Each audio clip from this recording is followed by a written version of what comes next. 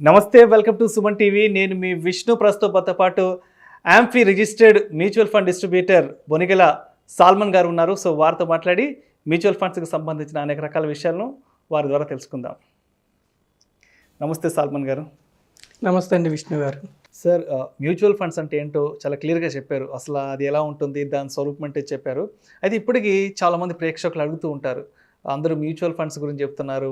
అసలు మ్యూచువల్ ఫండ్స్లో ఎన్ని రకాల ఫండ్స్ ఉంటాయి, అవి ఏవి అంటూ కూడా చాలామంది అడుగుతుంటారు. సో దాని గురించి డీటెయిల్డ్గా తెలియచేయగలరు? విష్ణు గారు, మ్యూచువల్ ఫండ్స్ 3 రకాలండి బేసికల్గా. ఒకటి liquid funds, 2 debt funds or bond funds, 3 equity funds. అయితే విష్ణు గారు, మ్యూచువల్ ఫండ్స్లో first mutual funds are subject to market risk. Mutual funds అనేవి మార్కెట్ రిస్క్ అనుగుణంగా ఆధారపడి ఉంటాయి. అంటే మ్యూచువల్ ఫండ్స్లో గ్యారంటీ రిటర్న్స్ ఉంటాయా? ఉండవు. కానీ లెస్ రిస్క్ అని కొన్ని ఉంటాయి, అంటే తక్కువ రిస్క్, మైన్యూట్ రిస్క్. కానీ రిస్క్ అనే మాట చెప్పాలి, minute, medium risk, high risk. అయితే విష్ణు గారు, మనకి బ్యాంకులో ఇప్పుడు సేవింగ్స్ వడ్డీలో పెడితే మనకి ఎంత వస్తుంది? 4%. 100 రూపీస్ పెడితే 4%, అంటే పావలా వడ్డీ వస్తుంది. మీరు లిక్విడ్ ఫండ్స్లో పెడితే, సపోజ్ మీరు సేవింగ్స్లో ఒక 1 lakh పార్క్ చేసి ఒక 1 month ఉంచితే 4% వస్తుంది. అదే మీరు లిక్విడ్ ఫండ్లో పెడితే 6% వస్తుంది. 5.5 to 6.5 వరకు వస్తుంది. Very minute risk. Liquid fund అంటే ఏంటంటే treasury bills, government securities, commercial papers, certificate of deposits. వీటిలో చాలా లెస్ రిస్క్ ఉంటుంది. మనం అంటే సేవింగ్స్ కంటే ఎక్కువ 1 day నుంచి 90 days వరకు మనం ఇన్వెస్ట్ చేయాలంటే లిక్విడ్ ఫండ్ చూజ్ చేసుకోవాలి. అక్కడ 4% వచ్చే బదులు 6%, 2% ఎక్కువ. మరి నెగిటివ్ వెళ్తుందా? 1-2 daysకి principal little small amount negative వెళ్తుంది. 1-2 days. 3rd day నుంచి మోస్ట్ ఆఫ్ ది పాజిటివ్ ఉంటుంది. రిస్క్ అంటే ఏంటి? ప్రిన్సిపల్ డౌన్ వెళ్ళటం. లిక్విడ్ ఫండ్స్లో risk less, minute risk. So 6% వస్తుంది. ఎవరైతే 91 days నుంచి 3 years 3 సంవత్సరాలకి ఆరిజిన్ ఉంటుందో వాళ్ళు ఏం ఎఫ్డీ చేస్తారు జనరల్గా బ్యాంకులో. 6% వస్తుంది. ₹1,00,000 పెడితే 1 year తర్వాత 6,000 వస్తుంది. అంటే నెలకు 500 ఇంట్రెస్ట్ వస్తుంది.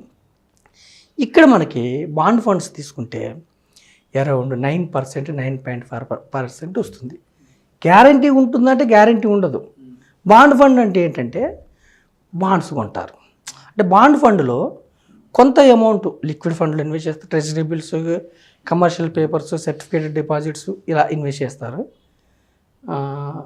మనీ మార్కెట్ ఇన్స్ట్రుమెంట్స్లో కొంత అమౌంట్ బాండ్స్ కొంటారు. అంటే కంపెనీ యొక్క బాండ్స్ కొంటారు. బాండ్స్ ఎలాంటి బాండ్స్ కొంటారంటే, మనకి ఇండివిజువల్కి సిబిల్ రేటింగ్ అని ఉంటుంది. అంటే సిబిల్ రేటింగు ఒక 700, 800 అబోవ్ ఉంటే డిఫాల్ట్ అవ్వం మనం. ఆ డిఫాల్ట్ అవ్వలేదు, ఇతను రుణం తీసుకుంటే చక్కగా కడతాడు. అలాగే కంపెనీస్కి క్రిసిల్ రేటింగ్ ఇస్తారు. క్రిసిల్ అనే సంస్థ రేటింగ్ ఇస్తుంది. క్రిసిల్ అది AAA+ ఇస్తే హైయెస్ట్ స్టాండర్డ్ కంపెనీ కింద లెక్క. AAA+, AA+. అంటే వాళ్ళు ఇంతకుముందు చరిత్రలో అప్పు తీసుకున్న తర్వాత వాళ్ళు వడ్డీ డిఫాల్ట్ అయ్యే అవకాశాలు చాలా చాలా చాలా తక్కువ. అలా ఎలాంటి కంపెనీస్లో మనం బాండ్స్ కొంటారంటే, బాండ్ ఫండ్లో AAA+, AA+, A+ అలా కొంటారు. కొనటం వల్ల ఏమవుతుందంటే మ్యాక్సిమం వాళ్ళు వడ్డీ డిఫాల్ట్ అయ్యే అవకాశాలు తక్కువ. హైయెస్ట్ స్టాండర్డ్ కంపెనీస్ వడ్డీ తక్కువ ఇస్తాయి. కొంచెం AA+ వాళ్ళు ఇంకొంచెం ఎక్కువ ఇస్తారు, A+ వాళ్ళు ఇంకొంచెం ఎక్కువ ఇస్తారు, BB+ అలా కూడా ఉంటాయి. అంటే ఎంత రిస్క్ ఉంటే వడ్డీ డిఫాల్ట్ అయ్యే అవకాశాలు వాళ్ళు కొంచెం ఎక్కువ ఇస్తూ ఉంటారు. ఓకేనండి. ఇక్కడ మనం కంపెనీస్కి అప్పు ఇస్తాం, వాళ్ళు ఇంట్రెస్ట్ ఇస్తారు, ఈల్డ్. ఇది బాండ్ ఫండ్ అంటే. ఇక్కడ కూడా రిస్క్ పెద్దగా ఉండదు. అంటే ఎఫ్డీ చేసే బదులు ఇక్కడ చేస్తే అక్కడ 6% వస్తే ఇక్కడ 9.5% వస్తుంది. ప్రిన్సిపల్ కొంతవరకు రిస్క్ తక్కువ ఉంటుంది. అలాగే మనకి ఎఫ్డీలో ఏంటంటే మనము తీసుకోకపోతే కూడా ఎఫ్డీ విత్డ్రా చేసుకోకపోతే కూడా 1 ఇయర్కి ఒకసారి మన యొక్క స్లాబ్ను బట్టి ట్యాక్స్ పడుతుంది.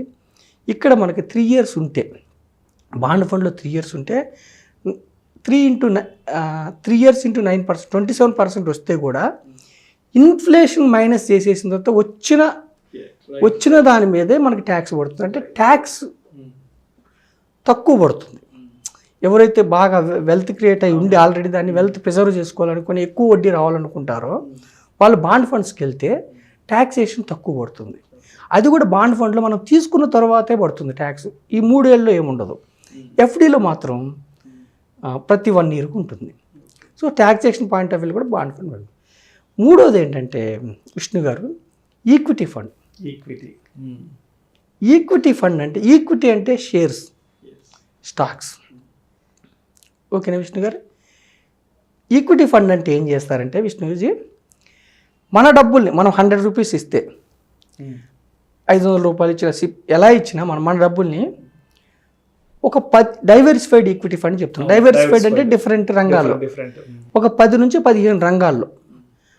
రంగాలు అంటే బ్యాంకింగ్ ఒక రంగం, ఫార్మా ఒక రంగం, ఆటోమొబైల్ ఒక రంగం, ఐటీ ఒక రంగం, ఇలా 15 రంగాల్లో ఎఫ్ఎంసీజీ ఇలా 15 రంగాలు తీసుకొని ఒక్కొక్క రంగంలో మళ్ళీ 3 నుంచి 4 కంపెనీస్ తీసుకొని ఒక 30 నుంచి 40 కంపెనీల్లో మన డబ్బులతో ఇన్వెస్ట్ చేయటం అంటే వేరే ఏం లేదు, షేర్స్ కొనటమే. లిక్విడ్ ఫండ్ బాండ్ ఫండ్ ఏమో అప్పిస్తారు, ఇక్కడ షేర్ కొనటమే, ఇంకా వేరే ఏం లేదు. అయితే మనము వ్యక్తి డైరెక్ట్గా డీమ్యాట్ అకౌంట్ తీసుకొని షేర్ కొనుక్కుంటే ఆ వ్యక్తే చూసుకోవాలి ఆ షేర్ ఎలా పెర్ఫామ్ చేస్తుంది. ఇక్కడ ఏం చేస్తారంటే మ్యూచువల్ ఫండ్స్ మనకు ఒక ఫండ్ మేనేజర్ని పెడతారు. ప్రతి మ్యూచువల్ ఫండ్ సంస్థకి ఈ స్కీమ్కి ఒక ఫండ్ మేనేజర్ ఉంటాడు. అతను బాగా ఫినాన్స్లో బాగా ఎక్స్పర్ట్ అయి ఉంటాడు, ఎంబీఏ కానీ అలా బాగా చదువుకున్న వ్యక్తి. అతను అందరి డబ్బుని ఆ స్కీమ్లో ఉన్న డబ్బుని తీసుకొని అతను ఏ రంగాల్లో పెట్టాలి, ఏ రంగాలు బాగా ముందే ఆ స్కీమ్లో మనకి రాసి ఉంటాయి, ఏ రంగాల్లో ఎక్కువ వస్తాయి, ఏ కంపెనీలో ఇన్వెస్ట్ చేయాలో అతను చూసుకుంటాడు. అతని ప్రధాన ఉద్దేశం ఇన్వెస్టర్స్కి లాభాలు రావడం. ఈక్విటీ మ్యూచువల్ ఫండ్లో ఎందుకు పెడతారంటే ప్రజలు కానీ ఈక్విటీ మ్యూచువల్ ఫండ్స్ గత 40 ఏళ్ళ నుంచి మ్యూచువల్ ఫండ్ సంస్థ స్టార్ట్ అయినప్పటి నుంచి 28 ఏళ్ళు సెన్సెక్స్ ఈక్విటీలో 15, 20, 25% రిటర్న్స్ కూడా వచ్చిన ఫండ్స్ ఉన్నాయి. ఇప్పుడు నిప్పన్ గ్రోత్ ఫండ్ అని ఉంది, మీరు నమ్మరు. 26 ఇయర్స్లో ఈ రోజుకి అది 23% కాంపౌండ్ రిటర్న్స్ ఇచ్చింది. 26 ఇయర్స్ బ్యాక్ పెట్టిన 1 lakh ఈరోజు దగ్గర 1,80,00,000, 1,70,00,000 అయింది నిప్పన్ ఫండ్. అదే సిప్ ద్వారా పెడితే 10,000 పెడితే 10 కోట్లు దాటిపోయింది. మనం 10,000 ఆ రోజులు ఎక్కువ అనుకుంటే 1,000 రూపాయలు పెడితే కూడా 1 కోటి రూపాయలు అయింది 26 ఏళ్ళలో. అలా ఈక్విటీ మ్యూచువల్ ఫండ్స్లో లాంగ్ టర్మ్ ఉంటే వెల్త్ క్రియేట్ అవుతుంది. సో ఈక్విటీ మ్యూచువల్ ఫండ్స్ మనం తీసుకుంటున్నాం. అయితే equity mutual funds are subject to market risk. Equity mutual funds are high risk, shares are high risk. Equity mutual fund కూడా risk ఉంటుంది. So మొదటి 5 ఏళ్ళు అసలు 5 ఏళ్ళు పైన ఉంటానంటేనే ఈక్విటీ మ్యూచువల్ ఫండ్స్ ఎన్నుకోవటం మంచిది. ఎంత లాంగ్ ఉంటే మీకు అంత మంచిది. సో రిటర్న్స్ ఎక్కువ కావాలని ఎక్స్పెక్ట్ చేస్తే రిస్క్ను కూడా ఫేస్ చేయాలి. రిస్క్ అంటే ఏంటి, ప్రిన్సిపల్ డౌన్ వెళ్తుంది, అది ఫేస్ చేయాలి. So equity mutual funds for wealth creation, liquid funds or bond funds for wealth preservation. Already నా దగ్గర 10 కోట్లు ఉన్నాయి, బ్యాంక్ వడ్డీ కంటే ఎక్కువ కావాలి, I have to go for liquid. నాకు ఆరిజిన్ 90 డేసే, I have to go for liquid funds. నా origin 3 years, go for debt funds or bond funds. నేను నా బాబుకో పాపకో చదువు కోసం పెడుతున్నాను, 15 ఏళ్ళు టైం ఉంది, I have to go for equity funds. లేదు నా రిటైర్మెంట్ ఫండ్ 15 ఏళ్ళు 20 ఏళ్ళు టైం ఉంది, ఈక్విటీ ఫండ్. ఈక్విటీ ఫండ్స్లో 5 yearsకి రిస్క్ ఉంటుంది, స్మాల్. 10 yearsకి ఇంకా తగ్గిపోతుంది. 15 years ఉంటే గత చరిత్ర ఆధారంగా 79 నుంచి ఇప్పుడు చూస్తే 15 years ఎవరున్నారో సెన్సెక్స్ రోల్ బ్యాక్ రిటర్న్ చూసుకుంటే ఒక్కసారి కూడా రోల్ బ్యాక్ రిటర్న్స్ చూసుకుంటే 15 ఏళ్ళు చూసుకుంటే నెగిటివ్ రిటర్న్స్ రాలి. So equity mutual funds for long term. Thank you so much Bonagala Salmon గారు. ఒక లేమ్యాన్కి కూడా మ్యూచువల్ ఫండ్స్ గురించి అర్థమయ్యే విధంగా చాలా సవివరంగా తెలియజేశారు sir. Thank you so much Salman గారు. విష్ణు గారు థ్యాంక్ యూ అండి. ముందుగా నాలాంటి వ్యక్తిని రిజిస్టర్డ్ మ్యూచువల్ ఫండ్ డిస్ట్రిబ్యూటర్ని ఇన్వైట్ చేసి ప్రజలకి మేలు కలిగేలాగా మీ యాజమాన్యం ఎంతో కృషి చేస్తుంది. మీకు సుమన్ టీవీ యాజమాన్యానికి మనస్ఫూర్తిగా కృతజ్ఞతలండి. Thank you sir. Thank you so much.